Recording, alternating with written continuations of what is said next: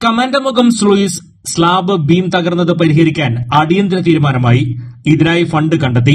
14 ലക്ഷം രൂപ താൽക്കാലികമായി കമാൻഡമുഖം നിർമ്മിക്കാൻ ആവശ്യമുണ്ടെന്ന് കളക്ടർ തീരുമാനിച്ച സമിതി ആവശ്യപ്പെട്ടിരുന്നു. നാട്ടിക എംഎൽഎ CC മുകുന്ദന്റെ അധ്യക്ഷതയിൽ കൂടിയ അടിയന്തര യോഗത്തിലാണ് തീരുമാനമായത്. ചാഴൂർ അച്യുതമേനോൻ കമ്മ്യൂണിറ്റി ഹാളിൽ ചേർന്ന യോഗത്തിൽ ജില്ലാ ബ്ലോക്ക് ഗ്രാമപഞ്ചായത്ത് പ്രതിനിധികൾ പങ്കെടുത്തു. 14 ലക്ഷം രൂപയോളം തദ്ദേശ സ്വയംഭരണ സ്ഥാപനങ്ങൾ വീതിച്ചു നൽകാമെന്ന് തീരുമാനിച്ചു. ഇതുപ്രകാരം തൃശൂർ ജില്ലാ പഞ്ചായത്ത് 4 ലക്ഷം, ചേർപ്പ് ബ്ലോക്ക് പഞ്ചായത്ത് 3 ലക്ഷം, അന്തിക്കാട് ബ്ലോക്ക് പഞ്ചായത്ത് 2 ലക്ഷം, ചേർപ്പ്, പാർലം, ചാഴൂർ, താന്യം, അന്തിക്കാട് ഗ്രാമപഞ്ചായത്തുകൾ 1 ലക്ഷം രൂപ വീതമാണ് നൽകാൻ തീരുമാനിച്ചത്. ഇറിഗേഷൻ എക്സിക്യൂട്ടീവ് എഞ്ചിനീയർക്ക് ഈ തുക ഉടനെ കൈമാറും. യോഗത്തിൽ തഹസിൽദാർ സുനിത ജേക്കബ്, ബ്ലോക്ക് പഞ്ചായത്ത് പ്രസിഡന്റുമാരായ AK രാധാകൃഷ്ണൻ, KK ശശിധരൻ, ജില്ലാ പഞ്ചായത്ത് അംഗം ഷീന പറയങ്ങാട്ടിൽ, ചേർപ്പ് ഗ്രാമപഞ്ചായത്ത് പ്രസിഡന്റ് സുജീഷ കള്ളിയത്ത്, ചാഴൂർ ഗ്രാമപഞ്ചായത്ത് പ്രസിഡന്റ് KS മോഹൻദാസ്, പാർലം ഗ്രാമപഞ്ചായത്ത് പ്രസിഡന്റ് മിനി വിനയൻ, അന്തിക്കാട് ഗ്രാമപഞ്ചായത്ത് president Jeena Nandanan, irrigation executive engineer in charge Sajith, assistant engineer Sibu, Cherpu village officer Sreevidya Ramachandran, Inchumudi village officer Jisha, കൃഷി അസിസ്റ്റന്റ് ഡയറക്ടർമാരായ മിനി ജോസഫ്, മാലിനി, ചേർപ്പ്, ചാഴൂർ കൃഷി ഓഫീസർമാർ തുടങ്ങിയവർ യോഗത്തിൽ പങ്കെടുത്തു.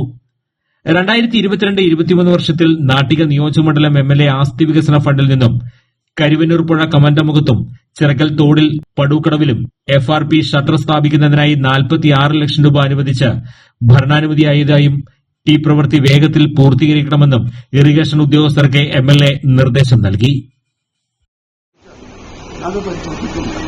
അവനോട് റിപ്പോർട്ട് ചെയ്ത് കഴിഞ്ഞ 3 ദിവസം മുമ്പ് നമ്മുടെ ഓൺലൈൻ വാട്സാപ്പ്ങ്ങളൊക്കെ റിപ്പോർട്ടായിരുന്ന കാര്യമാണ്.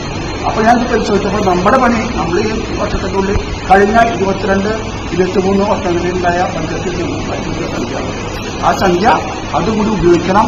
അതുമായി ബന്ധപ്പെട്ട് ഇതിന്റെ കാര്യത്തെക്കുറിച്ച് പറയണമെങ്കിൽ നമ്മുടെ ചുമതലയുള്ള ഓഫീസർ ഉണ്ട്. ആ ഓഫീസർ കാര്യത്തിൽ പറഞ്ഞാൽ ഭാവി കാര്യത്തെക്കുറിച്ച് എന്തൊക്കെ ചേർത്തിട്ട് ഉടനെ ഓർത്തു വെച്ചാണ് ഇനിയൊരു ചർച്ച ഇവിടെ ഉണ്ടാവാൻ പാടില്ല. അതിനെ ശാസ്ത്രമായ ഒരു പരിഹാരം കണ്ടെത്താൻ എന്താണ് പരിഹരിച്ചതെങ്കിൽ ആ പരിഹാരം നിർത്താനോ. ഇപ്പോൾ 2 മണ്ഡലമുണ്ട്, 3 മണ്ഡലമാണ് ആലോചിച്ചാൽ ഇരിഞ്ഞാലക്കുട മണ്ഡലമുണ്ട്, നാട്ടി മണ്ഡലമുണ്ട്, അത് മണലൂർ മണ്ഡലമുണ്ട്. ഇവിടെയൊക്കെയുണ്ട്. ഒരു പദ്ധതി ചെയ്യാൻ പൈസ കൂടിക്കോട്ടെ, പറ്റുന്നില്ല.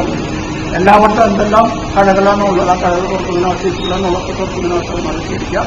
അതൊരു ചർച്ച ചെയ്താൽ അപ്പോൾ ചുമതല വഹിച്ചിരുന്ന ഓഫീസറെ ആണ് റിപ്പോർട്ട് ചെയ്തതിനു ശേഷം നമുക്ക് ഒരു പദ്ധതി വെച്ച് മുന്നോട്ട് പോകാൻ എങ്ങനെ കഴിയും എന്നത് അതാണ് എൻ്റെ ഒരു അഭിപ്രായം.